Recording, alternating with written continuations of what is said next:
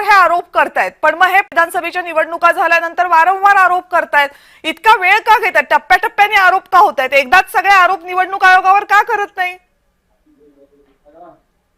पहिल्यांदा राहुल गांधीजींनी आरोप केले आणि म्हणजे तुम्ही टप्प्याटप्प्याला आरोप का करता आणि एकदा का आरोप करत नाहीत? आरोप हा कधी एकदाच करायचा असतो, पण केलेला आरोप आम्ही किती पारदर्शकपणे आणि किती खरा केलाय हे सिद्ध करण्याची ती एक पद्धत आहे. बर, म्हणजे मुळात आज राहुल गांधीजींनी खरं तर आजच्या पत्रकार परिषदेच्या माध्यमातून टराटरा निवडणूक आयोगाचा बुरखा फाडण्याचं काम केलेलं आहे, हे आपण सगळ्यात अगोदर लक्षात घेतलं पाहिजे.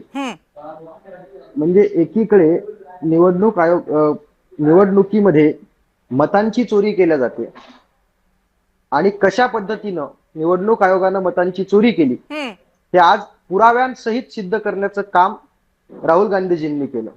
या अगोदर आपण पाहिलं असेल तर निवडणूक आयोगावर आरोप करत असताना राहुल गांधीजींनी त्या ठिकाणी मतदान केंद्रावरचं सीसीटीव्ही फुटेज आम्हाला देण्यात यावं ते दिलं गेलं नाही.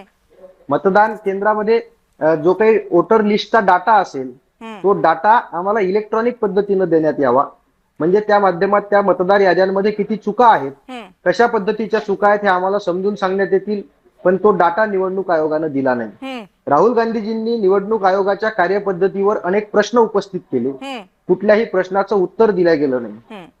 आणि मग आज जर आपण राहुल गांधीजींची प्रेस पाहिली असेल तर त्या प्रेसमध्ये म्हणजे 7 फुटापेक्षा उंच थप्पी याद्यांची होती आणि त्या असंख्य कागद, असंख्य पुरावे राहुल गांधीजींनी आज जगासमोर मांडलेले आहेत.